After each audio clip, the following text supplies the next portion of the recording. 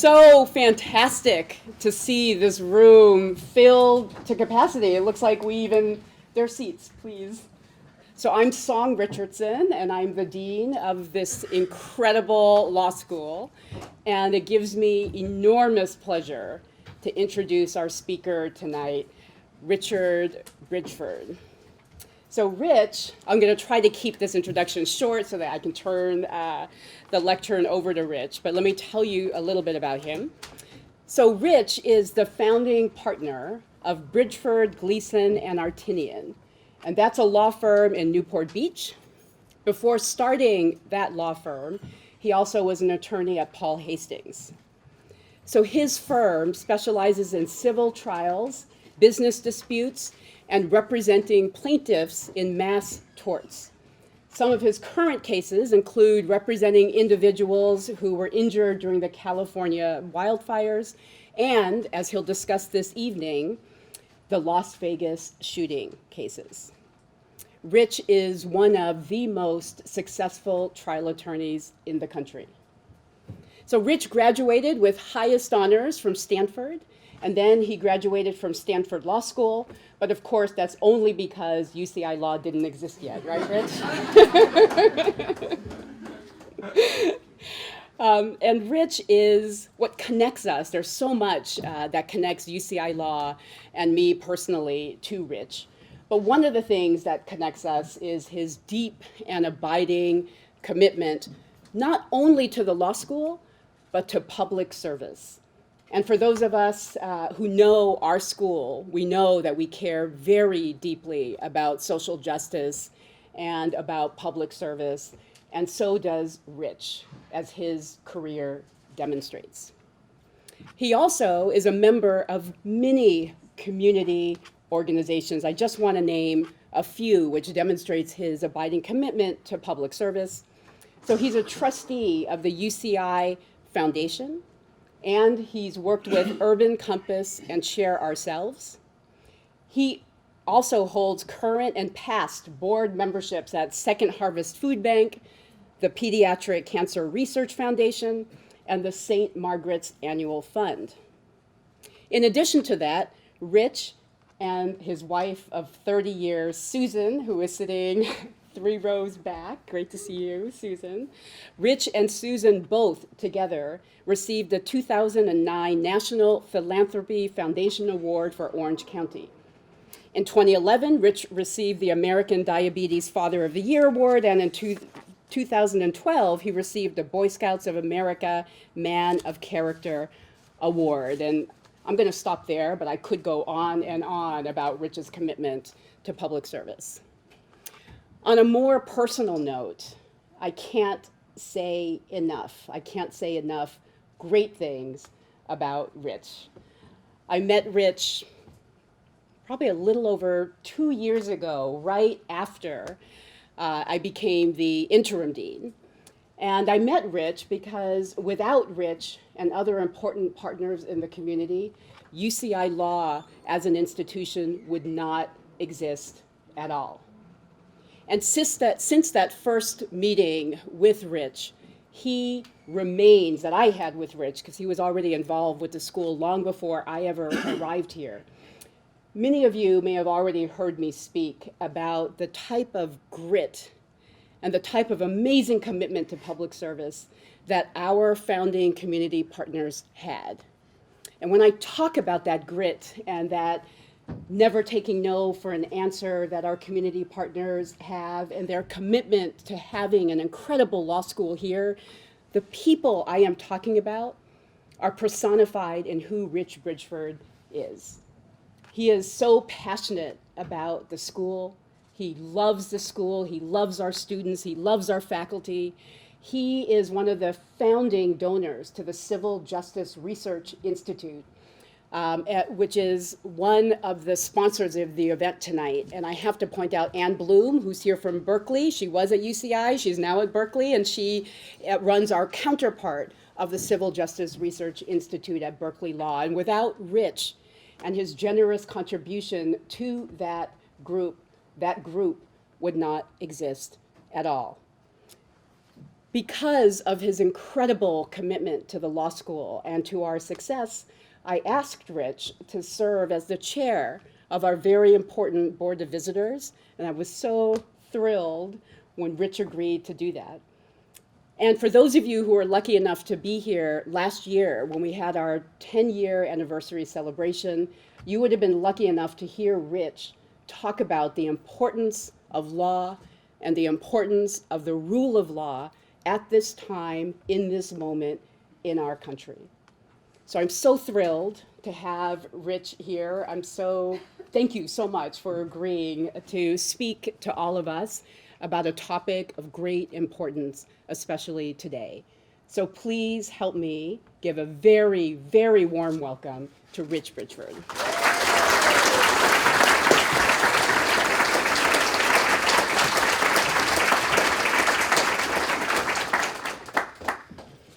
Wow, thank you. So anyway, we're here to discuss today using litigation to shape gun violence policy. But before we do that, I want to use this opportunity to do a couple things. The first is to call out my favorite law school. And what I want everyone here to realize is that UCI Law and Song and Irwin before her have accomplished something that no one in the history of the United States has accomplished, and that is we became a top 25 law school within 10 years. UCI Law is number 7 amongst public universities and currently 23, at one point 21, in the U.S. News and World Report ranking of best law schools. It's number 3 amongst public, and number 7 overall for clinical training, number 8 for tax law, number 14 for legal writing, number 19 for intellectual property. We have a fantastic faculty here. Number 1 graduate tax program on the West Coast and number 5 nationwide. Number 3 in the country among all law schools and community service hours per student, which reinforces its reputation as a great public interest law school. Number 4 in the nation for practical training with an A+ grade, one of only 17 law schools nationally to receive top honors. Number 8 in the nation for federal clerkships. Number 2 in the state of California. That's unheard of for a law school that has no alumni, right, to massage the federal judges. There's no attorneys out there telling these federal judges that they should hire UCI law students. We got a great faculty doing that. A vast majority of UCI law students rate their overall educational experience as excellent. It's number 12 in the nation in faculty scholarly impact, number 5 in faculty interdisciplinary scholarly impact. That's a huge statistic because not all law schools do you have that kind of interaction.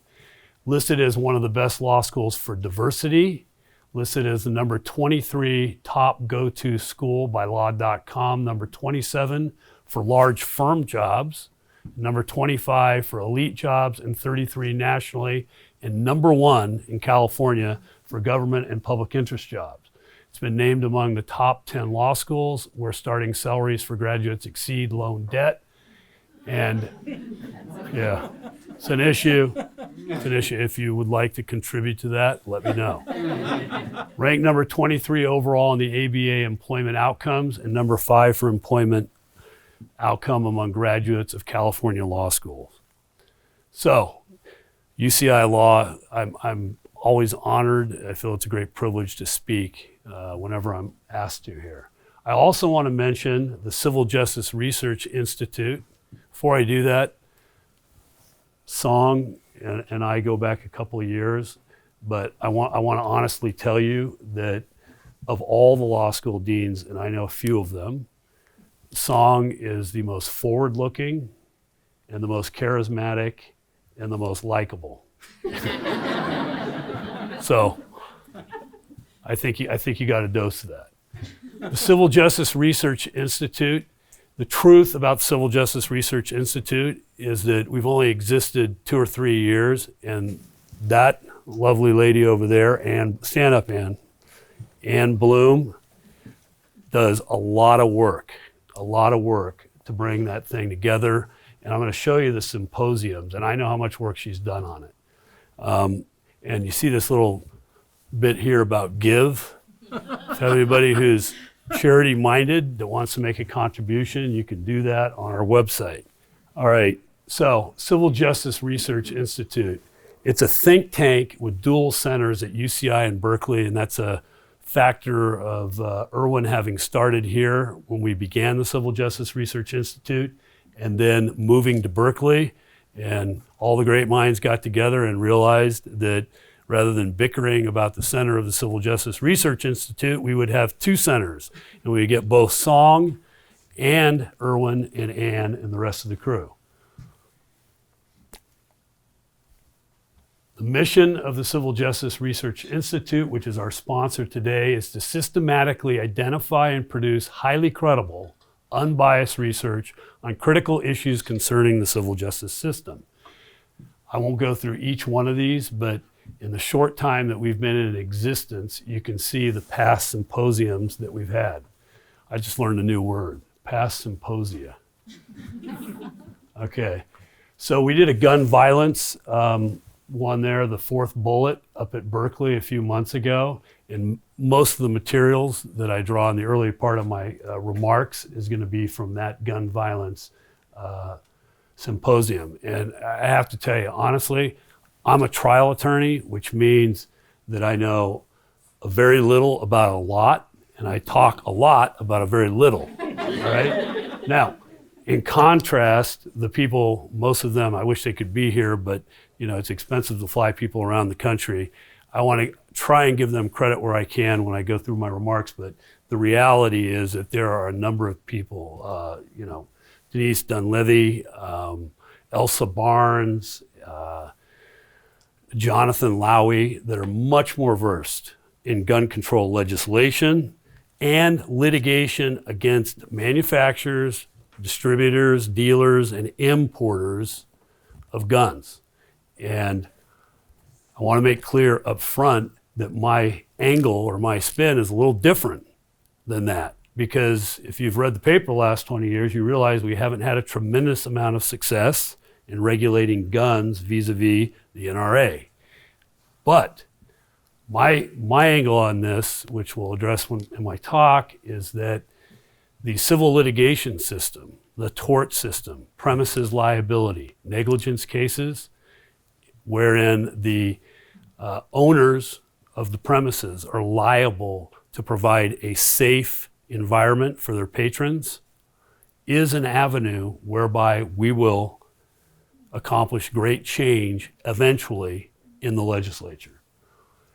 So upcoming selected programming, a civil justice lecture series, civil justice research prizes, and then we have these four here.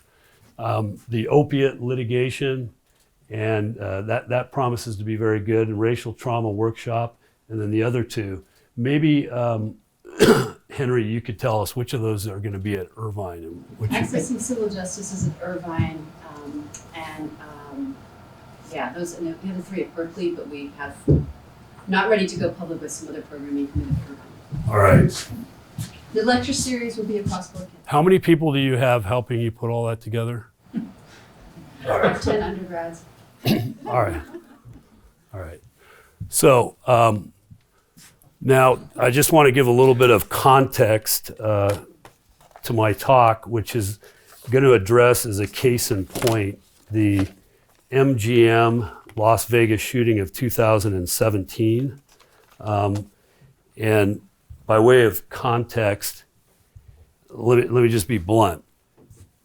Gun violence in the United States is a health epidemic, and that'll be obvious from some of the slides which we see going forward. But first, and I say this with great heaviness in my heart, I mean it's just really unbelievable. These are just the last 4 years of shootings in the United States as a result of the proliferation of guns. I won't read each one of these out, but you can see you have multiple deaths, and this is not to mention the many serious injuries that occur.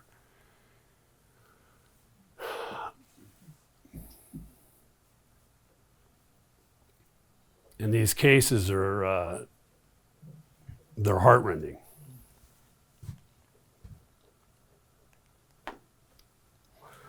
So I think somewhere, yeah, there we go. October 1st, 2017 was the Las Vegas shooting. I believe it tops the list, if I'm right, 58 dead. And there were about 20,000 people there. And that's the case that we're currently engaged in trying to resolve. Before we get started on the Vegas case, I wanted to sort of walk you through briefly the current state of, gun control law in the United States. And it's like a history of a swinging pendulum would be probably a good way to summarize it. 1791, most of you know, that's when we adopted the Second Amendment. And I'm not going to argue the point here, but as you see, it had something to do with a well-regulated militia. 1934 was really the first kind of signature piece of legislation, and that related to gangland crimes, Al Capone and all that. 1938, you had the Federal Firearms Act, and it was focused on defining a group of people, convicted felons. It was repealed, but largely incorporated in many ways in 1968, the Gun Control Act. 1939 was sort of a watershed year. That's when United States versus Miller was decided. And the importance of that was that the Supreme Court, for all of you law students, made it clear that in spite of the Second Amendment, you did not have an unregulated right to guns. In that particular case, they regulated the interstate selling of a short-barreled shotgun. 1968 was kind of a watershed year, and this was a swing up in the pendulum. This, of course, was after the assassination of President Kennedy in '63 and Robert Kennedy in June of '68, and prior to that, Dr. King in April of '68. And Lyndon Johnson pushed this through a Democratic Congress. The GCA was repealed and replaced the FFA. And really the focus here was the bill banned importing guns that have no sporting purpose, imposed age restrictions for the purchase of handguns, prohibited felons, the mentally ill, and others from purchasing guns. And there was also a very important element of this law which dealt with serial numbers, and according to the ATF, imposed stricter licensing and regulation on firearms. So you can see that the country became very serious about gun control at that time. Now, 1986, depending on your political disposition, was sort of a swing the other way. In 1986, the Firearm Owners Protection Act was passed by Congress. And you can tell by the title of that the emphasis was different. The bill also codified some gun control measures, including expanding the GCA to prohibit civilian ownership or transfer of machine guns, made after May 19th, 1986, and redefined the silencer. 1993, the pendulum sort of swung the other way. And this was after Jim Brady was, really rendered incapable of communicating and hobbled in the assassination attempt on President Reagan. Now, 1994 was also a great year for gun control. The Clinton administration had enacted the Violent Crime Control and Law Enforcement Act, and sort of buried within that act was this notion of a assault weapons ban. Okay, and I have a lot of friends that are hunters, and none of them are in favor of the sale of assault weapons, like the gun that was used in the Vegas shooting.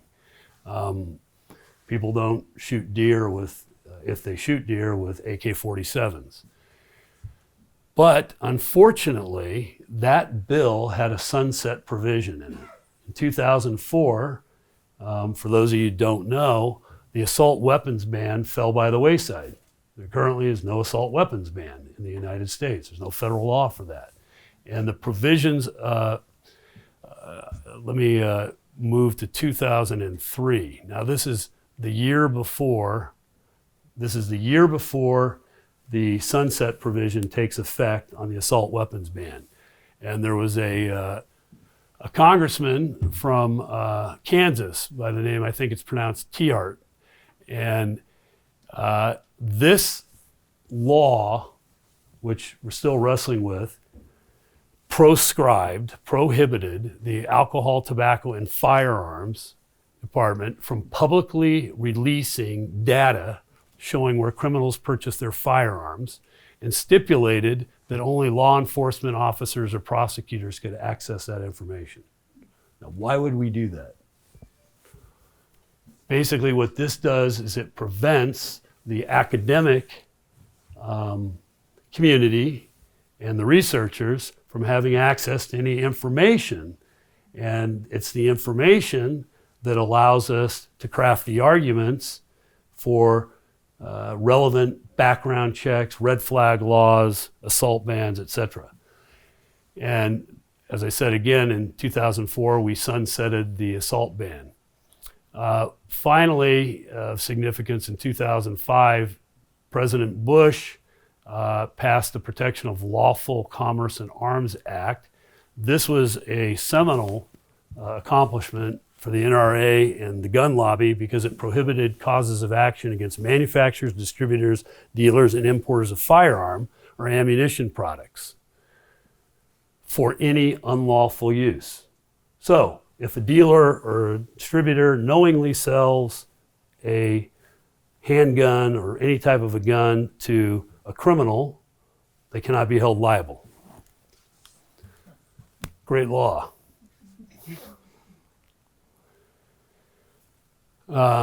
So that pretty much gives you a history. And there's just a couple other slides that I wanted to run through here from some of my colleagues that spoke at the gun violence symposium at Berkeley. One was by Rose Kagawa, and I wish I could give you the whole deal, but I just have one chart, but I think that it tells a great story. Something about our history, Western expansion, excess testosterone, I have no idea. But these are the other, industrialized, civilized countries of the world. And you can tell from the chart that gun murders per 100,000 residents here, that this is a problem that is unique in many ways to the United States. And what we have in the United States is quite a few more guns. The number of deaths from firearm violence is over 342,000. 75% of homicides involve firearms, 51% of suicides involve firearms. And interestingly enough, one of these studies that I heard up there, the number one cause of death from the purchase of a handgun. Does anybody know what that is? Well, the number one reason people say they buy handguns is to protect themselves in the home. The number one cause of death is suicide. Interesting. Accidental ranks up there. I can't remember who did this study, and do you remember who did the handguns? Lucy Allen. Okay, Lucy Allen. So, some more facts and figures. 11 to 18% of handguns sold were used in violent crimes within 5 to 10 years after sale. So my takeaway here, this is my editorial, manufacturers and dealers are knowingly benefiting from the illegal sale of guns. The number one purpose of buying a gun is protection in the home, okay?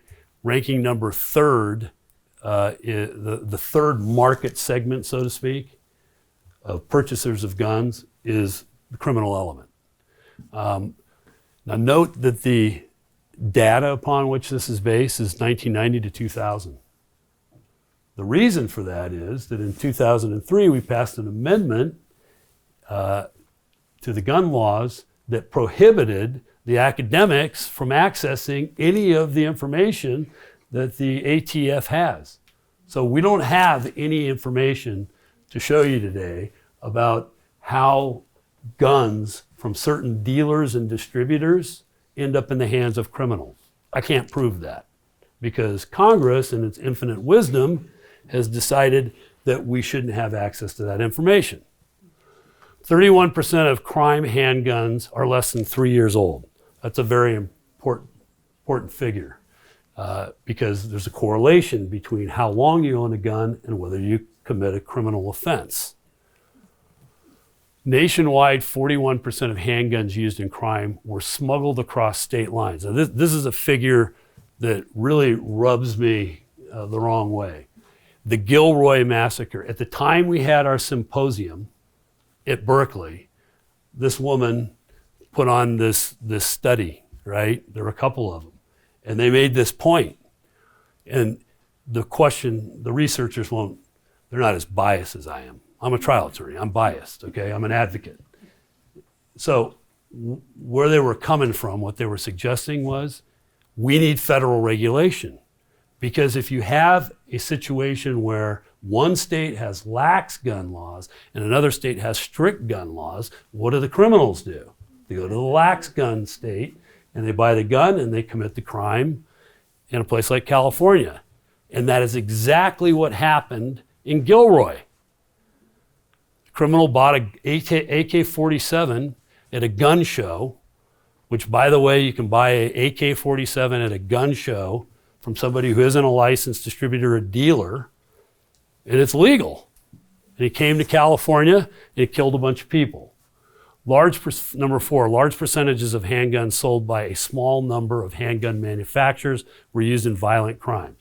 Okay, the takeaway here is that if we wanted to stop this, right, in any other industry, we'd say, who are the bad apples? Who are the bad actors? And we'd go after them, right? Well, we don't have the information anymore since 2003. We can't tell you who they are. But before 2003, we did a study, and it's amazing. Most of these distributors and manufacturers are legal. They're good guys. But there's a small percentage of them, and one of them was Intratec, okay, in that study. 55% of the handguns sold by them were eventually used in violent crimes. So, right? We don't have any laws to stop that. If you recall, in 2005, we passed a law that shields them as a distributor, manufacturer, dealer, importer from any civil liability. There's no law, and they can't be sued in a court. And that trend, number 5, that trend continued after 95. This is another study that was done that I just want to briefly cover here, which had to do with in-state and interstate associations of gun shows. Gun shows are a big topic because they're largely unregulated. The takeaway, and I wish I could give you all the background on this, but the takeaway was California's, mind you, this was a couple months before the shooting in Gilroy. California's strict regulations may be deterring firearm acquisitions and illegal activity, while Nevada's regulations are not. I sent this study to a good friend of mine who's kind of on the other side of the aisle from me, Bill Karras, and he sent me something back. He went to law school with me at Stanford, and he was a lot smarter than I was, and he always has an argument, you know. And it was something like, I don't know, some small percentage of deaths resulting from the use of guns ever involve an automatic weapon. Well, my response at the time was, well, in 2017, I know of one that resulted in the deaths of 58 people, and that was in Las Vegas. And you're counting that as one incident, 58 people. Well, a couple months after this study was released to all of us, concluding that California's strict regulations may be deterring firearm acquisitions and illegal activity while Nevada's regulations are not, and that California's regulations motivate travel to Nevada for a more rapid, less regulated source, you had the shooting in Gilroy. Gun shows in Nevada may affect firearm deaths and injuries in California, right? It seems self-evident. So, what's the solution, right? A uniform system. That's why we have a federal government. And that's what we need in this country. Okay, and then quickly, one of the other studies that I want to make you aware of, and this one is really important, by Patty Kulross, had to do with product design approaches to violence prevention. Now, if you're like me during this meeting, and I'm not singling you out, you're checking your cell phone. That thing is like attached to my arm, right? And you have facial recognition, right? Before that, you had thumbprint. The technology for smart guns has existed for years. And you're walking around with it in your phone, okay? As a result of the failure of the federal government, they've spent less than $20 million on this in years, 20 years or whatever. As a result of that, this is an example of the kind of deaths that occur. This toddler picked up his dad's gun from his briefcase or his backpack or whatever it was, a gun that he bought to protect his family. Now, if that'd been a smart gun that was, geared to his thumbprint, his fingerprint, it wouldn't have fired. That technology has existed. So why don't we see smart guns? Well, I can tell you the argument is that it would somehow jeopardize law enforcement if the gun was unique to one guy. Like, I don't know, maybe your partner, you need your partner's gun, but I don't really buy that one because you could have an exemption for law enforcement on smart guns. But anyway, you don't see any smart guns out there. Okay, this is another slide from her talk, and I think this is important because the idea behind this, what we keep hearing is it's not going to make any difference. A study was done by the NRA or some other entity, and some infinitesimally small amount of deaths occur from assault guns or handguns sold, and such. Well, my reaction to that is the following. In the 20th century, we've had the following public health successes, right? We can change our environment. Vaccination, motor vehicle safety, safer workplaces, the workers' comp laws, control of infectious diseases, decline in deaths from heart disease and stroke. The list goes on. We are not powerless to change the system. This is my favorite because I'm aware of the fact that trial attorneys are not up there as the most favored profession on the face of the earth. But this chart is vehicle accidents, okay, death rates from 1950 on. Now, we all know why that chart, the blue line, is headed down, whereas the firearm chart is either constant or headed up. Although, let me just note here, you notice the dip after the adoption of the Clinton deal there in 95? Okay, so all of these different safety mechanisms have been adopted by the auto industry.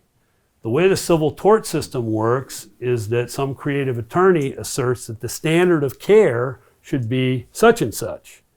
He tries that case, he receives a monetary outcome, and the corporations, regardless of what Congress says, adopt, right, a new standard of care, and they adapt their behavior. The corporate calculus changes.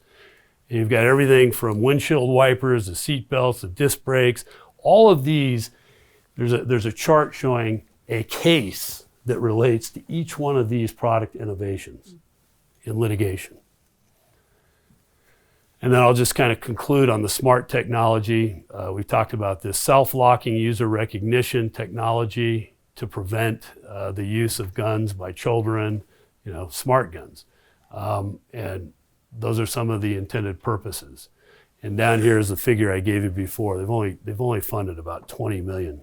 And the gun industry is not funding this. There's really no funding. There's no venture funding. Why is that? Well, it's the same thing with the opiate industry, right? The more opiates and the more guns that get sold to anybody, right, the more money you make. I don't mean to be cynical, but those are the facts. They have no incentive whatsoever other than a civil trial attorney holding them responsible in a court of law to adapt these smart technologies. And that's just kind of a list of some of the things that are available. Radio frequency identification technologies, ultrasound, and magnetic. And I'll just kind of conclude this before we talk about the MGM case. CNBC stated that in a recent survey that a 62%, this is not, what's the source I'm seeking for? This isn't from a newspaper in a real liberal leaning venue. This is CNBC, which is pretty middle of the road. Okay, it's a business. They reported that 62% majority now express support for a ban, up from 51% in June. So, the mentality of the public is changing. Large majorities also favored expanded background checks for gun purchases and red flag laws to identify dangerous individuals. Okay, so now what I would like to do is kind of move to the case that I'm involved in. My firm was responsible for filing the first death case in what's been known as the MGM shooting. And again, point I'd like to make about that, the takeaway is that as opposed to lobbying Congress or as opposed to suing the gun industry, okay, these cases seek to hold the owner of premises responsible for failing to provide adequate security to defend the patrons that frequent them. For profit. I'm not talking about a Baptist church in Texas. I'm talking about the MGM, which has state-of-the-art security and 12 people packing on the casino floor. None in the towers. No security in the towers. So here are the basic facts of that case, which probably most of you know. Stephen Paddock was allowed to transport a virtual armory, somewhere close to 25 weapons in golf bags over a multi-day period up to his room. Paddock is what's commonly referred to as a whale in Las Vegas. They have a don't ask, don't tell policy, okay? He makes them a lot of money as a gambler. There was no welfare check of the room. You're supposed to check on people in their room and they have the doors bolted shut. And there was no tower security to speak of to protect the patrons. The facts regarding the casino, as many as 12 armed security personnel on the floor to protect the money. We interviewed through a media source of mine at ABC, a good friend, Matt Gutman. He provided some very useful information. And in these mass tort cases, the media is very helpful. They do a lot of our discovery for us. These individuals were trained to flee, okay? That's basically what they're trained to do. Unlike the security guards on the casino floor that are packing, they were trained, if there's an incident, a shooting on the floor, what do you think they're instructed to do? They move to the cage to protect the money. That's what they're instructed to do. Kid you not. The casinos have state-of-the-art video surveillance. I don't know if you ever saw that movie Casino that starts with Robert De Niro and he's standing at the top of the stairs, right? And he begins with he says, the pit boss is watching the dealer and the floor manager's watching the pit boss and I'm watching the floor manager and the eye in the sky is watching me. That's all they do in Las Vegas is protect the money. They have more video surveillance and technology than any place in the world except for the Department of Defense. So if you're thinking that our assertion that they should provide a safe place for their patrons is frivolous, keep that in mind. The towers, no guards to speak of in the tower, no video in the tower. The response time, I don't know if you remember the circus where the guard disappeared for a week and then he appeared on the Ellen DeGeneres show. I mean, she's a really serious investigative reporter, okay? And then we found this great video of her about 5 days before that, where she had mentioned in her show that you could now play on the Ellen slot machines at the MGM casinos. So that forum was handpicked, we believe, by the MGM to put this guard on. And I don't really care how long he took to respond. That was all smokescreen. At the end of the day, if this guy is not permitted to transport 25 automatic weapons into his room, then we're not going to have these deaths and these injuries. The standard of care has changed. After, it used to be that it was like duck and cover, basically. There's quite a bit of information out there now. This is an article I pulled a few days ago. Summarize it by saying that when there's an active shooter now, qualified security is instructed to take out the active shooter to protect the patrons. Okay, they had no program in place at the MGM. They do it when they have metal detectors and great security. Okay, the major issue, and this is really sort of my hidden agenda. I know there are some law students in this group, so I'll come clean. My hidden agenda is that in addition to public service, I believe that you can engage as a plaintiff's tort lawyer, and you may have a greater impact in effectuating public policy change than if you're a congressman, right? I mean, we're changing the corporate calculus. There's a settlement that's in motion right now because it's become much more expensive for the MGM, all right? Foreseeability. Okay, it's a basic premises liability negligence case. There's a duty of care by the MGM to provide a safe venue for all of its people. And the issue is foreseeability in this case. So was it foreseeable? Well, a couple of things happened. There had been a prior incident in Vegas, and it wasn't anywhere in the records, but our investigators found it. They said nothing like this has ever happened. It's a one-off. Lo and behold, in 2014, there was a shooter who was convicted of a felony who was in one of their towers. That tower. Okay, that's the first thing we found. Second thing is that we found a lot of, they like to tape, like we're taping, they like to tape a lot of their meetings of their trade organizations, and in those organization meetings, they specifically had meetings identifying Las Vegas and towers as a high-risk area for shootings and acts of terror. Nonetheless, they're arguing that this isn't foreseeable. Okay, now what I want to do is I want to jump ahead here and see if I can summarize this so we don't run out of time. Nevada has an interesting law there, sort of a quirky, there's a quirk of the law there. To prove foreseeability, it's got to be death or in a public place like this, it's got to be death or injury occurred on the premises or other land, and it's got to be foreseeable to the defendant. Now, you law students know that in California, the way you prove foreseeability is prior incidences. In Nevada, it's a broader standard. It's a totality of circumstances, even though we have prior incidences. So this is more beneficial to the plaintiffs. Okay, so Nevada case law. There are a couple of very interesting cases there that have a great impact on the outcome in this case. And they're what's known as Humphreys 1 and 2. So let me see if I can just simplify this. Humphreys 1 is a case involving somebody at a casino.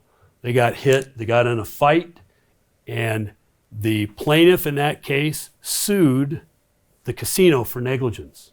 They did not sue the intentional tortfeasor, the assailant, the guy who hit him. They just sued one, okay? Now that'll be important when we come back because we have this doctrine known as allocation. I gotta tell you a little bit about the history here of the law. First, we had pre-industrialized society. Everybody you had a grievance against, a civil grievance against, you basically knew them, you were in contract. Then we had the birth of tort law. Tort law doesn't involve a contract. What it involves is this idea that we have a duty of care to third parties who we may not even know.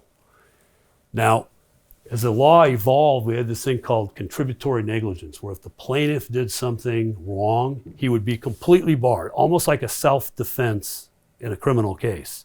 If the defendant can assert self-defense successfully, then they have no liability. That's what contributory negligence was like. But over time, that evolved into this notion of comparative fault. And what that means, I think the case here was Lee versus Yellow Cab. If I'm wrong about that, I'm sure Song will let me know. But what that meant was if you were partially responsible, you still had a claim. We would just reduce your claim. Then what happened was we had this notion of equitable indemnity. This is the important one. Equitable indemnity means I can sue and seek all of my damages from MGM. They're jointly and severally liable. And you say, well, that's not fair. They got to sue Paddock too, right?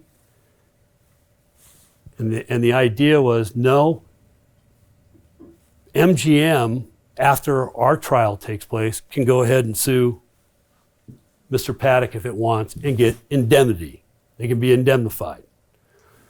Now, there was a huge outcry. This became known as the deep pocket theory of law. You know, there was a huge outcry, and the voters passed something called Prop 51. What Prop 51 does is it says, no, you don't get to sue the MGM and recover all the money from them and then leave them to chase Mr. Paddock, who probably doesn't have any assets, right? Instead, what we're going to do is we're going to allocation of non-economic damages. Now, the reason this is important in our case and important to the outcome of gun law is that in Humphreys 2, there'd been a previous case where some guy had sued the intentional tortfeasor and they sued the negligent tortfeasor. And the result was predictable. The jury allocated 80% of the fault to the intentional tortfeasor. This would be Paddock, right? In my case, he pulled the trigger. Why would I want to sue him when this is the deep pocket? Okay? That's what happened in the case. So this creative plaintiff's attorney said, well, you know, I've read the statute and it provides that where you sue multiple parties, they've got to allocate between the intentional and the negligent. Well, I'm not going to sue the intentional guy. I'm just going to sue the casino. He just sued one. And very interesting, the holding in this case was that Nevada statute that provides that you got to allocate between the intentional guy like Paddock and the negligent casino doesn't apply if they just sue one. That's why I say it's a quirk of the law. Now, I did this research myself with my partner, Mike Artinian, and we made that presentation to the tort committee, and we decided to sue one. And so I can't really share all the parameters of a potential settlement, but the reality is that joint and several liability exists. For the professors and the law students, we are back at American Motorcycle. We are pre-Prop 51. The deep pocket theory applies. MGM can be held completely liable under that interpretation of the law. There's one other thing I want to tell you about the Vegas case, which was very important. There's this thing called the Safety Act. I don't know if anyone's heard of the Safety Act. It was adopted subsequent to the 2001, the towers and everything that happened with that terrorist event. And the purpose of it is to encourage the adoption of anti-terrorist technology. And it applies if you're certified by the Department of Homeland Security, even to security services. And there's a number of protections that it gives to defendants. First of all, they get to go to federal court, which they love, okay? Second of all, no punitive damages. Third of all, you have non-economic damages, you have allocation. That takes us out of the deep pocket realm, and now they would allocate to Mr. Paddock the fault, okay? And a few other things. Now, the key to this law, which is of paramount importance in our case, is that there's a limit of liability to the extent of the liability insurance of the tech provider. So, if I made the mistake of suing CSC, the security company that had this technology, and Live Nation, and MGM, and everybody else on the block, which a lot of people wanted to do, then they might assert, well, we're in privity of contract with the tech provider, and therefore, your liability is limited. The damages are limited to the extent of our insurance, which I think was like small, okay? So what happened in this case that's really important to why we are where we are now is that the most important thing that has to happen before the defendants can get the benefit of that law is there has to be an adoption by the Department of Homeland Security of a finding that it was a terrorist event. Well, this is what I call the best and brightest theory, all right? Proving if you get enough really, and I mean the resumes of the attorneys on the defense in this case, as usual, are much longer than the resumes of the plaintiff's bar. But they all got together and they said, here's what we're going to do. We're going to file a declaratory relief action in federal court. And we're going to ask for a declaration that the Safety Act applies and that liability is limited. And they did this without having a finding by the Department of Homeland Security that it was an act of terrorism. So they didn't satisfy the law in the first instance. And Mandalay Bay had not contracted with them anyway, and we never sued the security company. Now, in order to do this, what they had to do was they had to have a forum. Now, when these mass tort cases get filed, for those of you that are aspiring mass tort attorneys, the way it actually works is most of these people, Mark Robinson's a trustee here, he's a good friend. Brian Panish, who's up in LA, he's a good friend. We all get together, believe it or not, and we talk about it and we strategize. And what we decided to do is nobody's going to file before the 2-year statute until, like, it's coming up here in the next month, right? Nobody's going to file. We're just going to file a couple bellwether cases. We'll pick a good death case, we'll pick a good serious injury case, we'll pick a good post-traumatic stress case. Just file those. Now, this created a problem for the defendants because they need to create confusion in order to get consolidation in a federal court. They need a whole bunch of cases. So what they did is they sued the victims for declaratory relief, the victims that had not yet sued them.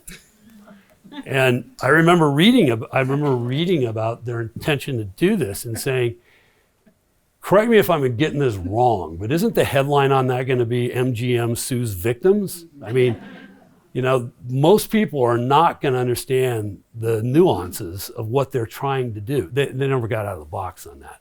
So the good news about all of this, what I'm wrapping into, is that on foreseeability, we have prior incidents. And on the Safety Act, it doesn't look like there's going to be an adoption by the Department of Homeland Security that this was an act of terror. And hopefully this case will be resolved. So now I want to pose the following question, because I realize some of that may have been pretty dry and hard to follow for non-attorneys in the crowd, okay? This is the essential question. We know that we have largely struck out against the NRA in Congress. So is civil litigation against for-profit enterprises having an impact on gun violence public policy? Well, within weeks of filing the first death case, the bump stock device, that's a device that converts a rifle into an automatic firing weapon. That was banned by President Trump. All right? Vegas casinos are uniformly adopting metal detectors and beefed up security. Corporations, just want to skip ahead here. The other day you read that nearly 200 CEOs said their companies are committed to delivering value to all stakeholders. Now, the law students here will know that the first premise of corporate law is that the board of directors and the officers of the company are responsible to the shareholders. And you're taught in Economics 1 that if you can make more money by polluting a river, absent government intervention to prevent that, Clean Air and Water Act, that's your fiduciary duty. You make more money for the shareholders. So why are these individuals, these CEOs, announcing that their companies are committed to delivering value to all the stakeholders? Could it possibly be that the $30 billion exposure in the wildfire cases and the billions of dollars of exposure that Vegas has, or that Walmart had on their shooting, or that Kroger and Dick's, that all these entities have caused these guys to realize if we don't acknowledge the stakeholders while Congress is locked up and getting nothing accomplished, it's going to cost us more money. That, at its most fundamental level, is what you attempt to accomplish with civil litigation, is to change the corporate calculus. 145 CEOs of 145 companies have recently urged the Senate to pass gun control laws. I mean, this has happened in the last month, okay? They wrote a letter. Walmart and guns, they've begun to stop selling handgun ammunition, okay? Demanding lawmakers do their part. Kroger raises the age limit on gun sales, joining Walmart's and Dick's. So you get the idea, right? Between the media and the increased exposure and the lawsuits, these very smart people have figured out, well, Congress isn't doing anything, but the plaintiff's bar is moving forward. So what are we going to do about it? Because it's going to cost us quite a bit of money. I already showed you that slide. So briefly, and I'm getting close to the end here, and we can take questions, this is what I believe, this is kind of a summary of what's currently before Congress. H.R. 1186 to ban high-capacity magazines. This is an oversimplification. H.R. 1236 is a red flag law. That means if somebody's got, mental problems, they shouldn't be buying a gun.